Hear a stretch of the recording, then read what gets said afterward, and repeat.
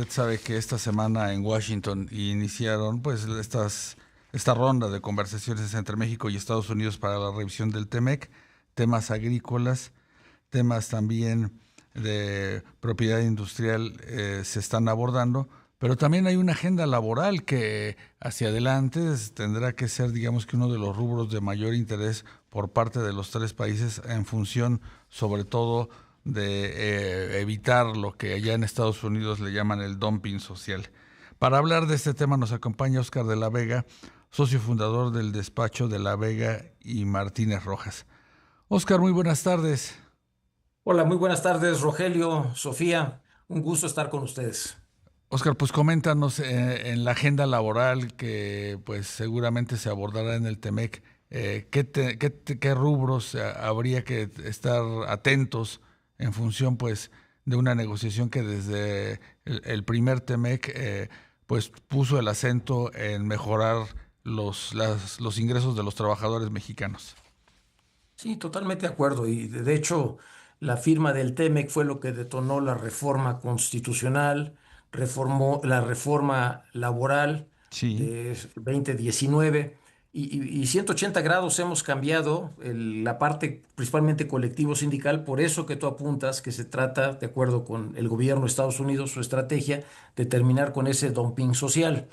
Como parte de este mecanismo, se estableció en el TEMEC, y seguramente será materia de renegociación, es el tema de los conocidos como mecanismos de respuesta rápida.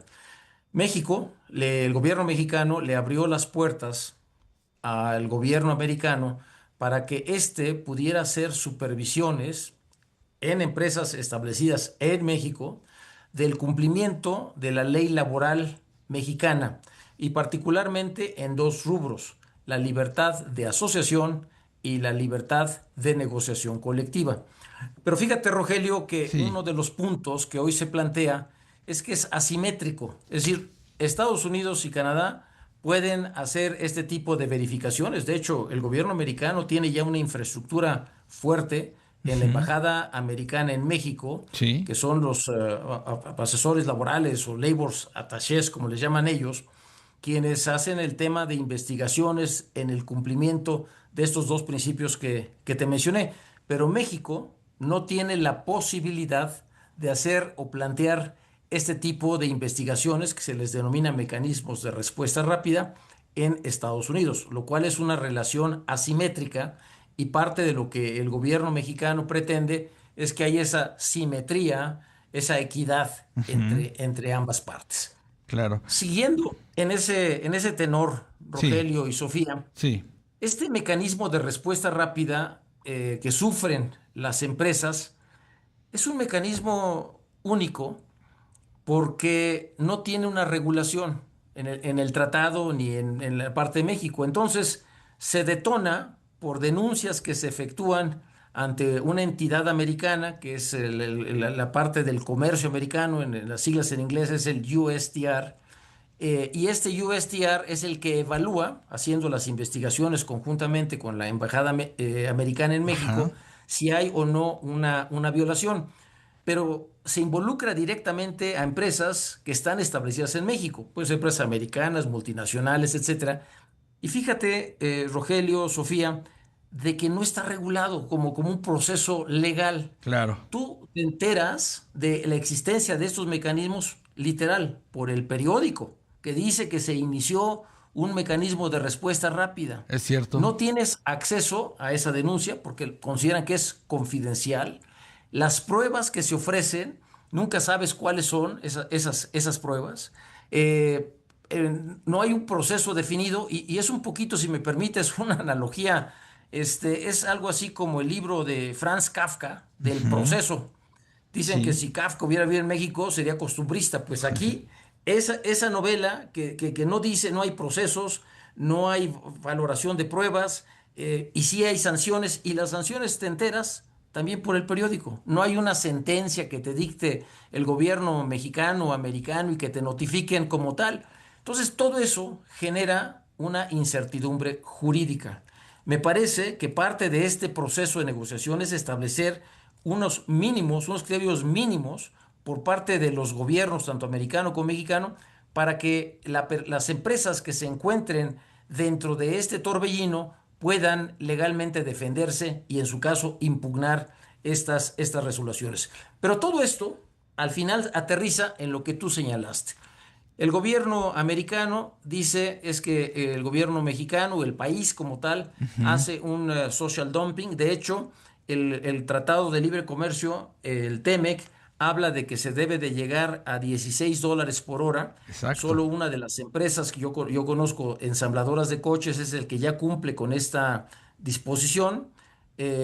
Probablemente haya un proceso de presión hacia estas empresas porque en Estados Unidos el promedio que se paga al trabajador, al obrero, al blue collar, Sí, anda entre 31 y $32 por hora. Entonces, si hay una disparidad todavía muy grande, es decir, la empresa que mejor paga en México llega cercana a los $16 y de ahí para abajo, y el gobierno, el Estado americano, las empresas en Estados Unidos pagan el doble, 31, 32 dólares. Entonces, yo sí veo que va a haber una presión muy fuerte, pues a través de la negociación colectiva, que ya lo estamos viviendo, de sindicatos independientes, de emplazamientos a huelga, que tienen un efecto importante en un momento complejo, porque además está el tema de los aranceles. Es decir, sí, las empresas no tienen certeza de cómo va a quedar finalmente este tema.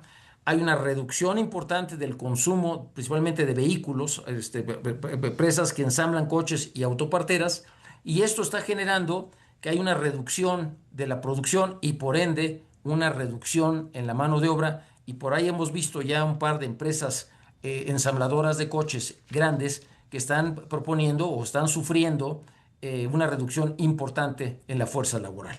Entonces, desafortunadamente es un entorno incierto, es un entorno económico complicado, que tenemos una inflación acotada, pero pues otra, cuando estás en la mesa de negociación con los sindicatos, es la inflación del súper, dicen, es sí. totalmente diferente a la Ujú. inflación que vemos a través del Banco de México. Entonces, en resumen, es por ahí, Rogelio, Sofía, el planteamiento de esta reforma, parte de estas negociaciones del nuevo TEMEC, que ojalá lleguemos a un buen puerto. Claro. ¿Y ves que la incorporación de Canadá en este tema laboral podrá darse?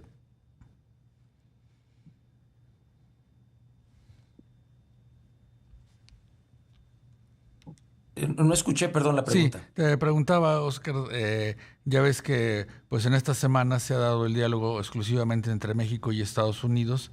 Esto podría, digamos que, llevarse a lo trilateral tal y como está el TEMEC o piensan ustedes que van a ser acuerdos bilaterales.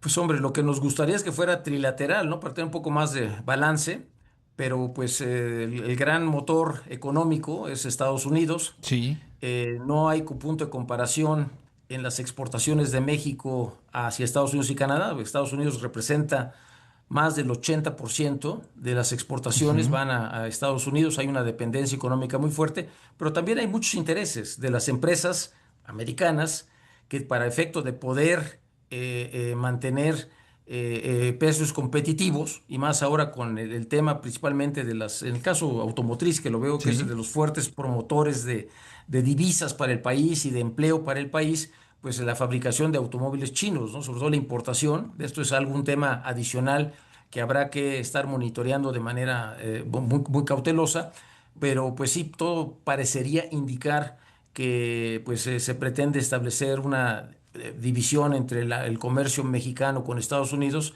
y el sí, mexicano con Canadá, que es significativamente menor a lo que representa las exportaciones a los Estados Unidos. claro. Y es que pues está el tiempo encima, Oscar, no, no se ven señales de que esto en la mesa se vayan a sentar los tres países, pero bueno, expectantes a lo que pueda surgir en los próximos días en torno a la revisión del TEMEC.